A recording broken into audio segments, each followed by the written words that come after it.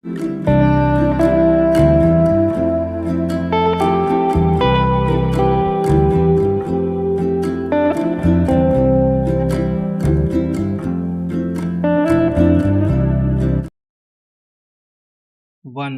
To three start. महोदय, यह बड़े गौरव और प्रसन्नता की बात है कि हिंदुस्तान में 10वां विश्व हिंदी सम्मेलन का आयोजन किया गया था, जिसमें लगभग 40 देशों के प्रतिनिधियों ने हिस्सा लिया था। मैं इस संबंध में कहना चाहता हूँ कि इन प्रतिनिधियों में से कई प्रतिनिधि तो उन देशों से इतर के थे जहाँ पर हिंदी बोली और समझी जाती है। 10वें विश्व हिंदी सम्मेलन में वेनिस विश्वविद्यालय इटली की प्रोफेसर मार्का ने कहा कि भारत में उनकी शुरू से ही रुचि रही थी और इसलिए हिंदी सीखी थी। हिंदी एक वैश्विक पहुंच रखती है। साथ ही कहा कि दूसरी भाषाओं के चक्कर में अपनी मातृभाषा को भूल जाना ठीक नहीं है। चीन के प्रतिनिधि ने धारा प्रवाह हिंदी में अपनी बात रखते हुए कहा, हिंदी दुनिया की बड़ी भाषा है और इसका लगातार विकास हो रहा है। इस सम्मेलन में स्वीडन के एक प्रतिनिधि ने कहा था कि हिंदी बहुत समृद्ध भाषा है, लेकिन इसमें अन्य भाषाओं के समृद्ध शब्दों को समाहित करके और समृद्ध बनाना चाहिए। इस सम्मेलन में पोलैंड वारसा विश्वविद्यालय के एक प्रोफेसर ने प्रधानमंत्री द्वारा कही गई बातों को दोहराते हुए अपनी सहमति व्यक्त की थी कि हिंदी भाषा के अंदर दूसरी भाषाओं के उपयोगी शब्दों को समाहित करना चाहिए।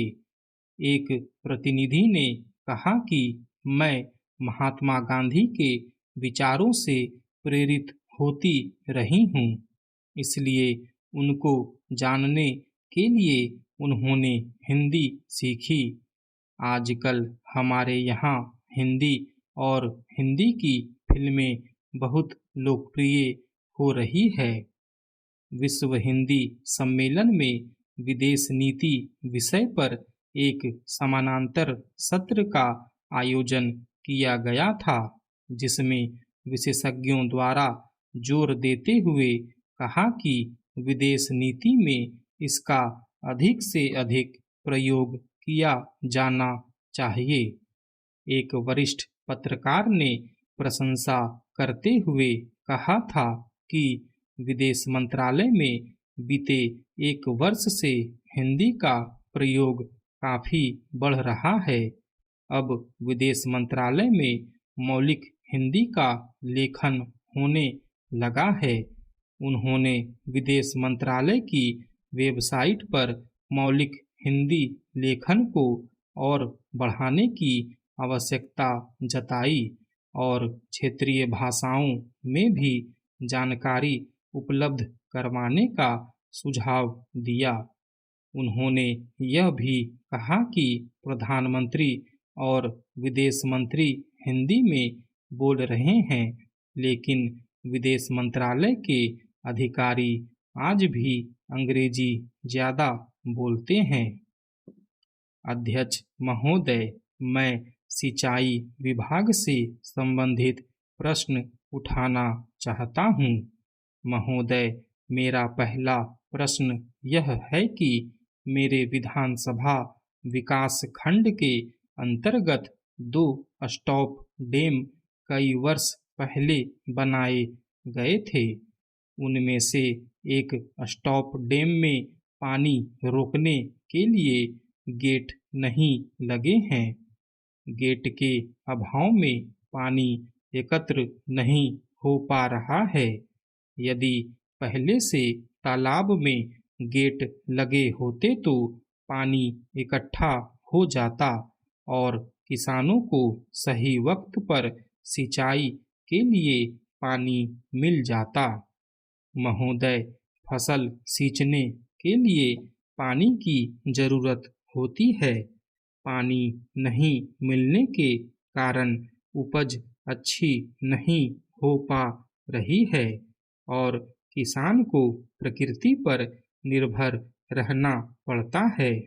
अतः मेरा अनुरोध है कि स्टॉप डैम बनाते समय ही गेट लगा दिए जाएं तो किसानों को इस समस्या से निजात मिल जाती और किसानों को इस समस्या का सामना नहीं करना पड़ेगा। स्टॉप डैम में गेट लगने से शासन का जो मूल उद्देश्य है उसका पूरा लाभ किसानों को मिल सकेगा। उद्देश्य की भावना के अनुसार काम न होने से किसानों को लाभ नहीं मिल रहा है। मेरे यहाँ एक और बड़ा तालाब है जो काफी बन चुका है। साल भर से निर्माण कार्य बंद पड़ा हुआ है। जो 80% कार्य साल भर पहले हो चुका था वह बेकार हो रहा है। किसानों ने अपने मुखिया को बताया था और सरपंच के माध्यम से इस बात की शिकायत प्राप्त हुई है कि वन विभाग की अनुमति नहीं मिलने के कारण एक तरफ की दीवार नहीं बन पा रही है। इस दीवार के कारण जनता को इसका लाभ नहीं मिल पा रहा है तथा इससे होने वाली सिंचाई भी प्रभावित हो रही है। पूर्व में लगाई गई लगभग 20 लाख रुपये की राशि भी बेकार हो रही है। मैं उम्मीद करता हूँ कि सभी समस्याओं का निराकरण शीघ्र हो जाएगा। उपाध्यक्ष महोदय, अब मैं आपसे अगला प्रश्न करूँगा कि मेरे जिले के रेत खदानों की किस्त कतिपय लोगों की मेहरबानी और मिलीभगत से जमा नहीं की गई है। ऐसी लगभग 10 खदानें हो सकती हैं जिनका अनुबंध ही नहीं किया गया। इस प्रकार लाखों रुपये की हानि सरकार को पहुंचाने का प्रयास किया जा रहा है। जिले के खदानों के माध्यम से जो रॉयल्टी ग्राम पंचायत को प्राप्त होती थी वह नहीं मिल रही है। रॉयल्टी प्राप्त नहीं होने के संबंध में सरपंचों द्वारा शिकायत की गई है। जांच और कार्यवाही नहीं होने के कारण शासन प्रशासन के प्रति खतरनाक रोष व्याप्त है। स्टॉप।